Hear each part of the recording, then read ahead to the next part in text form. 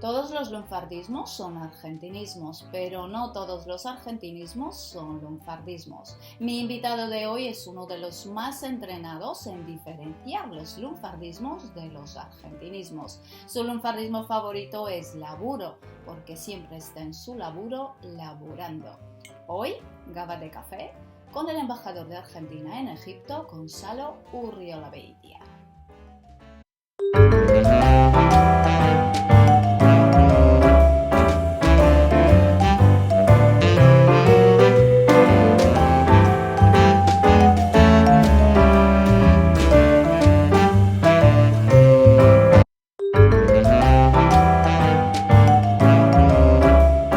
Uy, las palabras que lo definen bien.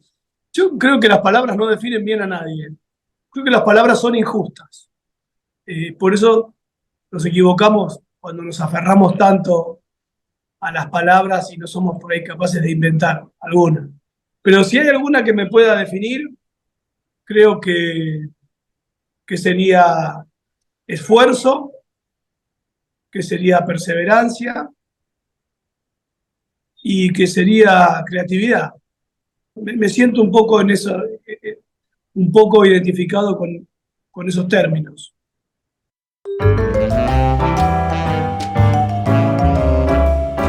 Los rioplatenses hablamos español, pero no somos españoles, somos americanos y muy americanos. Somos personas que crecimos en un lugar alejado del mundo.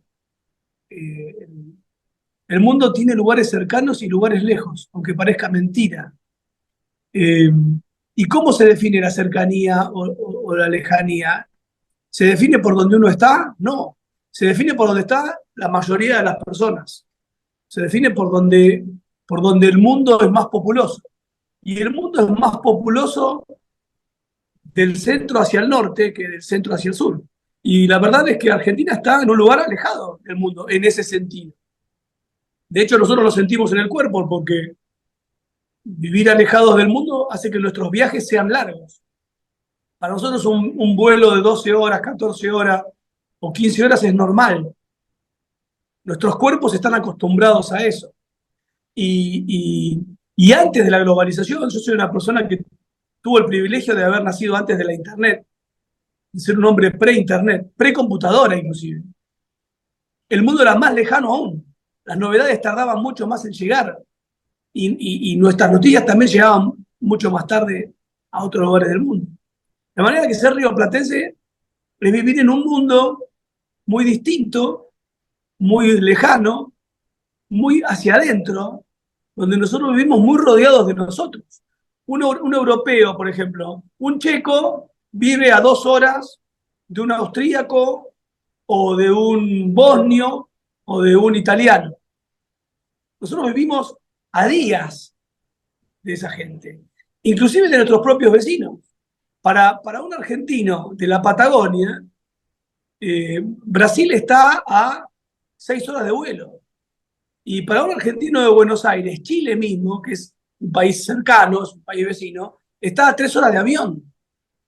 Nosotros lo único que tiene, por ejemplo, yo como rioplatense, la única relación internacional cercana que tengo es Uruguay. Entonces, eh, por eso la identidad rioplatense es mucho más marcada por la distancia a la que estamos de todo.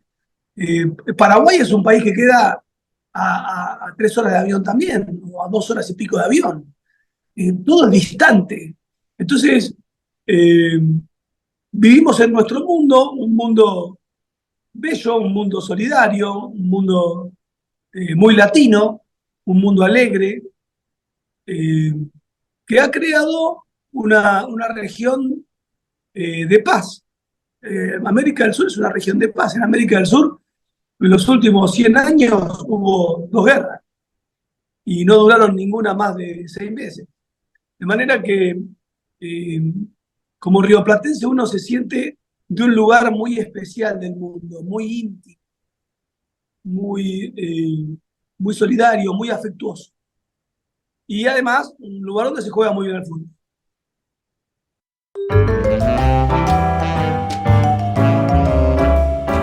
La verdad que no lo sé, creo que debe ser cuestión tal vez un poco de la capacidad de observación personal que tiene cada uno.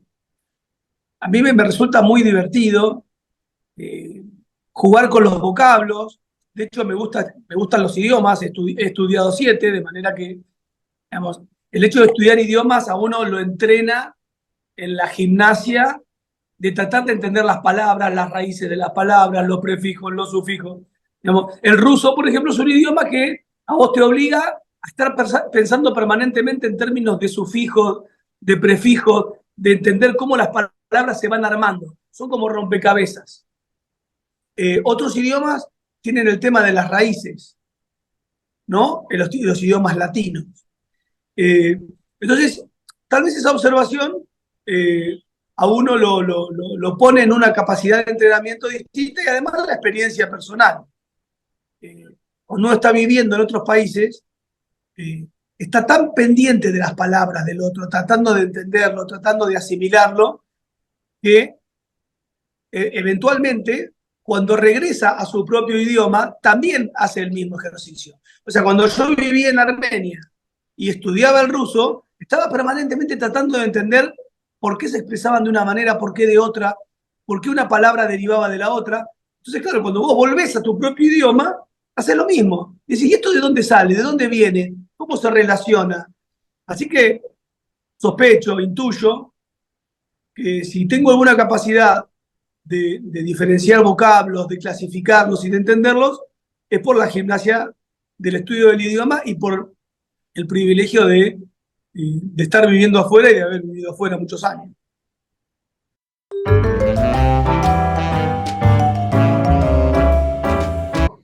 No, no, hacemos algo mucho peor. Criticamos la otra cultura, que es espantoso. Me parece que muchas veces las personas, cuando están viviendo en el exterior o viajan, eh, adoptan un enfoque crítico con respecto a la cultura del otro y la tentación del enfoque crítico es muy tentadora. Es una tentación tentadora, qué redundancia, pero es una visión muy tentadora porque es fácil, porque en el fondo de todas las personas anida, late la pereza. Y la verdad es que lo fácil cuando uno enfrenta otra cultura es criticarla. Eh, y me parece que el proceso virtuoso es exactamente lo opuesto. Es el de criticar uno su propia cultura. De manera que, sí, yo pienso que muchas veces las personas cometen el error de no hacer la autocrítica de la cultura, que me parece que es la más valiosa. Y después hay una tentación que es peor aún que la de criticar la cultura ajena, que es la de denostar la propia, que también es otra tentación en la que caen los pesimistas. El crítico, digamos, perezoso contra la cultura extranjera, y vos tenés el crítico perezoso de la propia cultura, sería un pesimista perezoso, ¿no? Que uno lo ha visto esto en casi todos los países. Ah, este país es una porquería, este país no da para más, afuera es mejor. Esa fantasía de que afuera es mejor, ¿no? Como si afuera a uno lo estuvieran esperando con un ramo de flores y con banquetes celestiales, cosa que nunca ocurre. De manera que yo creo que el proceso virtuoso es salir, contrastar, no comparar, porque comparar es valorativo. Contrastar. Contrastar para ver qué hace cada uno, por qué lo hace, qué dice cada uno, cómo lo dice, para qué lo dice, y a partir de ahí construirse uno mejor como ser humano.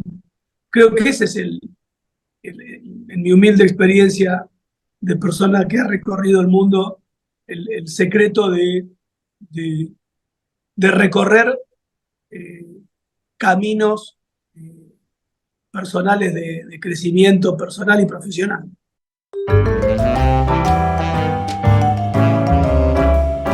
El lunfardo es como el ombligo, uno no se lo anda mirando, lo tiene puesto. Entonces, eh, todo el tiempo lo estamos usando. Yo creo que hay algunas, eh, algunas personas que tienen una mirada un poco eh, crítica, en el sentido de que consideran que usar el lunfardo no es refinado, tiene una connotación poco elegante. Yo, por el contrario, lo veo como un bellísimo ejemplo de integración cultural, de incorporación cultural. El lunfardo tiene vocablos que vienen no solamente del italiano, ¿no? Los más conocidos son los que vienen del italiano, como hemos dicho, laburo o facha. Facha me parece precioso. Facha quiere decir, en italiano literalmente facha es cara, pero en lunfardo facha significa elegancia, presencia, seducción. Eh, También hay vocablos que vienen, por ejemplo, estaba pensando en quilombo, que viene del portugués, y que yo descubrí que quilombo viene del portugués viviendo en Brasil. Porque en Brasil, quilombo viene justamente de las colonias de, de esclavos africanos, esclavos de los portugueses en Brasil, que se escapaban de sus amos y se refugiaban en poblados que se llamaban quilombos. De ahí viene la palabra quilombo, traída por marineros brasileños al Río de la Plata. Es inimaginable la distancia que había entre un quilombo brasileño y el Río de la Plata, supongamos en el año 1600 o 1700.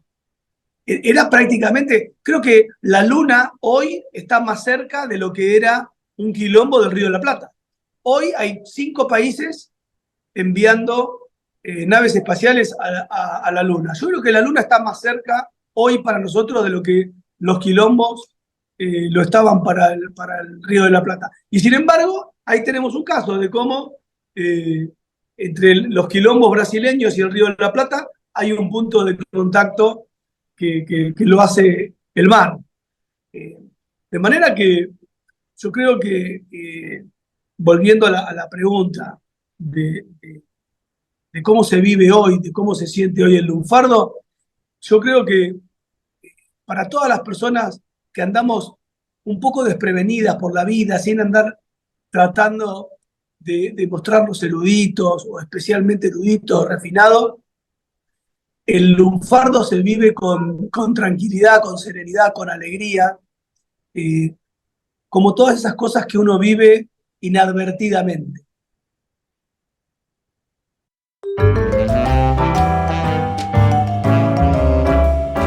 Quilombo me parece una palabra fascinante porque quilombo eh, viene de un lugar insospechado. O sea, porque el laburo, facha, vienen de Italia, las trae la inmigración.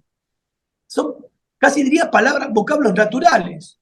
Si tú tienes un país donde el 50% de esas personas vienen de otro país, la incorporación de vocablos, el cruce de vocablos entre los idiomas es natural. Pero la verdad es que desde cierto punto de vista, digamos, sociológico, social, más que sociológico, social, Italia está más cerca de Argentina que Brasil, porque nosotros tuvimos como país una influencia migratoria italiana muchísimo más fuerte, infinitamente más fuerte que brasileña. Entonces, es mucho más exótico tener un vocablo de un país vecino que de un país que queda a 10.000 kilómetros. ¿Por qué? Por las corrientes migratorias, por cómo se conformó la nacionalidad argentina. Entonces, la verdad que, curiosamente, la palabra quilombo tiene una connotación más rara. Y además, hay un tema que las palabras, cuando se trasplantan, cambian el significado. No significan ni lo mismo quilombo que significaban en el país de origen, ni tampoco tienen un equivalente en el país de destino. Porque si tú me preguntas, ¿qué quiere decir quilombo? Y yo te puedo decir desorden, caos, anarquía, pero no es eso. Demanda una explicación un poco más profunda. Los sinónimos rara vez son precisos. Uno los usa, pero eso no quiere decir que tengan la misma validez. No es lo mismo quilombo que desorden. Si vos me preguntás, ¿cuál es un sinónimo de quilombo? Yo te digo desorden. Entonces vos decís, entonces quilombo y desorden es lo mismo. No, quilombo y desorden no es lo mismo. Si, laburo. ¿Qué quiere decir laburo? Trabajo. Entonces laburar y trabajar es lo mismo. No, no es lo mismo. Son cosas distintas. Vos preguntaste un sinónimo. Ahora, los sinónimos no son idénticos. No significan lo mismo. Bueno, laburo, quilombo y facha no es lo mismo que trabajo, desorden y elegancia. Esto es lo interesante, porque en realidad eso va conformando otro idioma y otra expresividad. Cuando vos a una persona le decís, ¿qué facha que tenés? El tipo enseguida se sonríe, se pone derecho, se pone lindo. Cuando vos a una persona le decís, qué elegante estás, la persona se pone seria. Porque la elegancia es seria y la facha es alegre. Este es un poco, ¿no? El desorden es una serie de piezas desacomodadas y el quilombo es un caos intenso. Es un caos intenso. Hasta casi uno, hasta podría disfrutar el quilombo. Hasta uno podría disfrutar el quilombo. Eso es lo que tiene de fascinante este lenguaje y hace que uno tenga, y esto viene muy a tu pregunta, ¿cuáles son tus palabras preferidas? Esas, porque son las que mi idioma oficial, mi idioma de la Real Academia, no, ahora las contempla, ahora están pero antiguamente no las reconocía. Entonces, antiguamente la Real Academia decía, no, quilombo no existe, existe desorden. Claro, pero son cosas distintas. No podés cancelar la palabra quilombo, porque significa algo distinto. Lo tenés que aceptar, porque es otra cosa. Se parece a desorden, pero no es. Por eso me gustan esas palabras que tienen ese espíritu. Quilombo, laburo, facha, bondi, que quiere decir colectivo, que tiene un sentido más afectuoso. También viene del portugués. Bueno.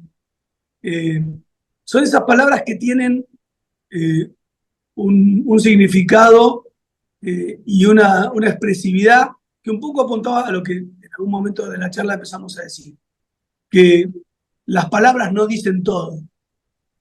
Entonces hay que buscar nuevas expresiones que nos permitan reflejar lo que sentimos.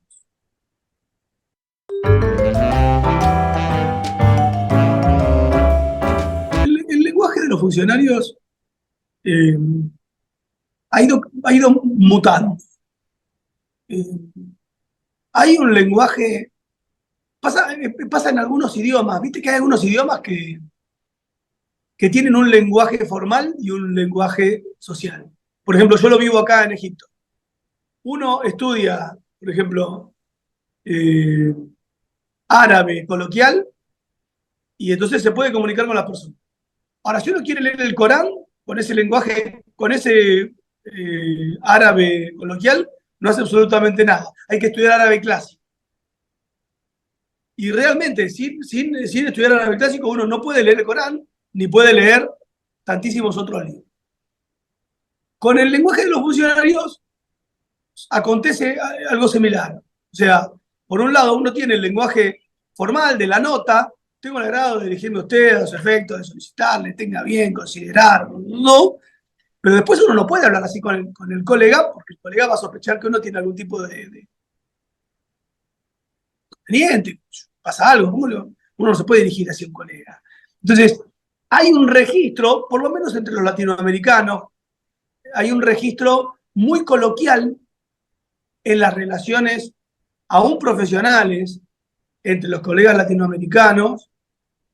También con los egipcios estoy muy sorprendido, muy gratamente sorprendido, los egipcios son muy graciosos, les gustan mucho los chistes. Así que ahí los latinoamericanos tenemos una ventaja, además de tener la Copa del Mundo, porque jugamos bien al fútbol, tenemos la ventaja de que además somos graciosos. Entonces hay un registro coloquial y hay un registro más formal. Creo que, por lo menos en los años que tengo de carrera, que ya son unos cuantos, he sido testigo también de cambios. Así como te decía que yo entré a trabajar cuando no existían las computadoras, y esto parece que estuviéramos hablando de Jurassic Park, eh, también entré a trabajar en la época en que las relaciones, aún las informales entre funcionarios, eran, tenían otro tono, había otro tono en el diálogo. Hoy creo que los funcionarios de las estructuras jerárquicas como la diplomacia, tenemos que basar nuestra jerarquía más en nuestros conocimientos y menos en la formalidad externa de las palabras. Porque ya es muy difícil tratar a un colega de usted, de su señoría o de su excelencia. Suena realmente muy difícil en una sociedad, en un mundo tan dinámico, exigirle demasiada ceremonia a un funcionario cuando quiere comunicarse con su jefe, con su embajador. De manera que el lenguaje de los funcionarios creo que está en un doble registro cada vez más claro. El registro de lo escrito, de la solicitud, de la nota, que cumple casi los mismos requisitos, que están casi con los mismos parámetros, está diseñado con los mismos parámetros que en el siglo XIX, y una comunicación personal mucho más fluida y mucho más coloquial.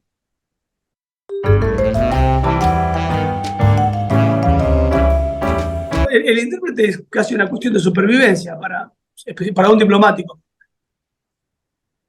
El intérprete es el que me permite mantener un diálogo esencial, porque en general además uno utiliza los intérpretes en los momentos más delicados. O sea, para las gestiones, digamos, de bajo nivel, salvo que ninguna de las dos personas hable en inglés, ni francés, ni ningún idioma, digamos, o español, en general uno no utiliza a los intérpretes cuando uno se puede comunicar en un tercer idioma.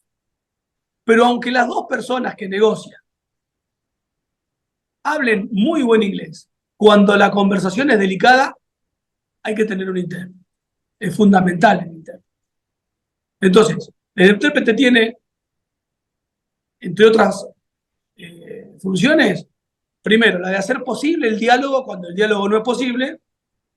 Segundo, de darle solidez, de darle seriedad al diálogo cuando es delicado, no solamente cuando es imposible. Porque aunque sea posible, si es delicado, necesitamos al traductor, al intérprete.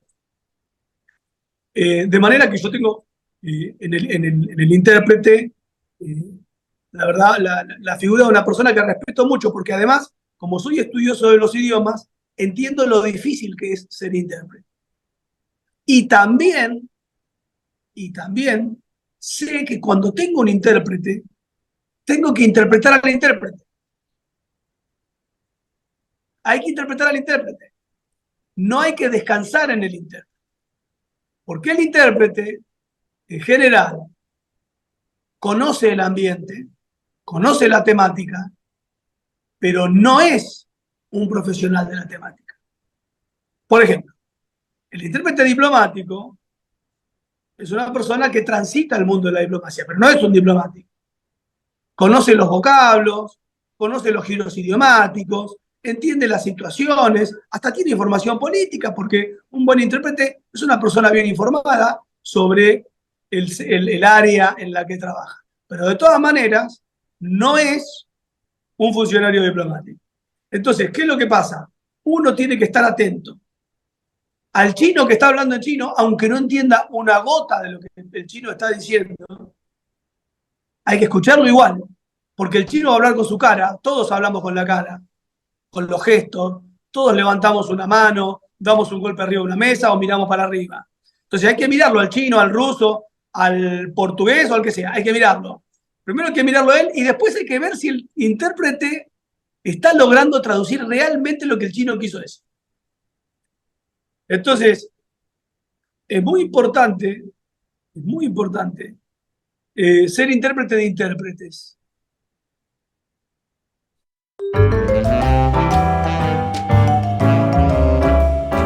Pasado, hablando de anécdotas graciosas, de estar hablando con una persona que está hablando árabe, el intérprete lo traduce y uno sentir que el árabe no dijo eso. Es decir, no dijo eso. Él no dijo eso que está diciendo vos. Él dijo 10 grados más para acá. Y entonces el intérprete vuelve a preguntar y efectivamente. Y uno no entendía lo que estaba diciendo la otra persona en árabe. Sin embargo, del contexto de la conversación, de tener cierto entendimiento de la contraparte y de estar mirando cuán seguro está el intérprete cuando traduce o deja de traducir, uno puede, hace poco me pasó esto, uno puede deducir, pero no pudo haber dicho eso, porque antes me dijo esto y esto, pregúntale, repregúntale si quiso decir eso. Y cuando el intérprete repregunta, dice, no, en realidad tiene razón usted, sin entender una palabra. Entonces, el intérprete es esencial, pero uno no puede descansar. El intérprete no es una almohada, no es para apoyar la cabeza. Hay que mantener la cabeza erguida y escucharlo, porque el intérprete, por más que sea un fenómeno, y yo he conocido intérpretes brillantes, también puede cometer errores, y en una negociación delicada, un error de esos puede ser fatal.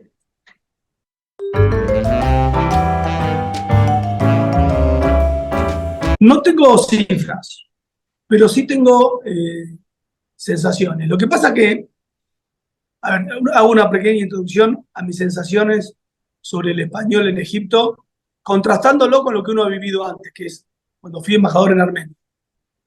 En Armenia, a los pocos días que llegué, fui al supermercado y cuando estaba entregándole las cosas a la cajera, a la persona que me atendía, me dijo, buen día, ¿cómo le va? La verdad que me sorprendió un poquito. Digo, bueno, bien, qué bien, sorprendido, sí, dice yo, estudié español. La señorita hablaba perfecto. Eh, ¿Por qué en Armenia? Por una razón, que no es del caso hablar ahora, las personas tienen un talento especial para nosotros. Yo tengo mi teoría. Pero Armenia es un país de 3 millones de habitantes.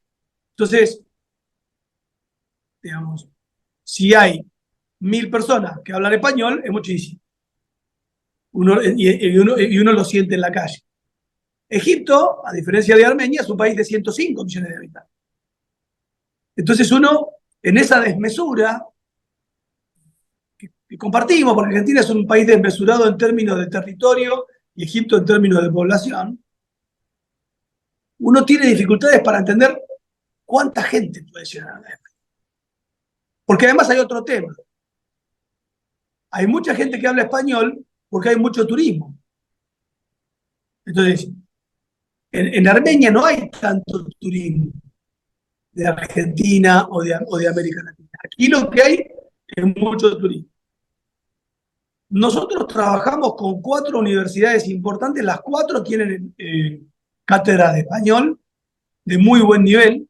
Yo siento que es un nivel muy parecido al de Armenia, predominantemente mujeres, también de una manera parecida a Armenia, y la verdad que tienen muy buen nivel, muy buen nivel. Nosotros trabajamos con las universidades, hace poco tuvimos una misión comercial y donde vinieron unos 20 empresarios de Argentina y, y teníamos más traductores y más intérpretes que empresarios. Había tantos que que a algunos empresarios le poníamos 2 o 3 intérpretes para que pudieran hablar con distintos socios. Y la verdad que de muy buen nivel. Yo creo que eh, lo que atrae del español es la cultura. Creo que lo que atrae es la cultura. Idioma y cultura son, son, son cosas que van unidas. Uno estudia una cultura, no estudia un idioma. Entonces, me parece que todo lo que tiene que ver con América Latina, en esta parte del mundo, a la gente le resulta muy curioso, muy atractivo, muy exótico, muy transgresor, en cierto sentido también. Y, y creo que esos componentes eh, impulsan a muchos jóvenes a decir, quiero conocerlos, quiero saber qué piensan, quiero saber cómo bailan, quiero saber cómo juegan al fútbol. Yo, por ejemplo, tanto en Armenia como aquí me he dado cuenta que a la gente le interesa cómo bailamos. Nosotros no pensamos en esos términos. En Argentina se baila tango porque los venezolanos bailan bachata, los uruguayos tienen el candombe. Digamos, no nos planteamos ese tema. Es un tema natural, aflora en determinados momentos de nuestra vida. Acá les produce una curiosidad. eh, la música, la danza, nuestra manera de ser. Eh, de modo que hay mucha gente que estudia español eh, y yo sospecho que deben ser porcentajes parecidos a los que están empezando a verificarse en distintos lugares del mundo. Yo lo que estoy viendo es que en el mundo la gente está estudiando naturalmente inglés, chino, y ahí después hay una cantidad de idiomas que disputan, ¿no? Español, francés eh, y algún otro idioma más. Pero me parece que eh, la sensación que tengo es que yo sospecho que en este lugar del mundo, después de inglés, de chino, la gente, yo no está estudiando tanto español como francés. Esa es la idea que tengo.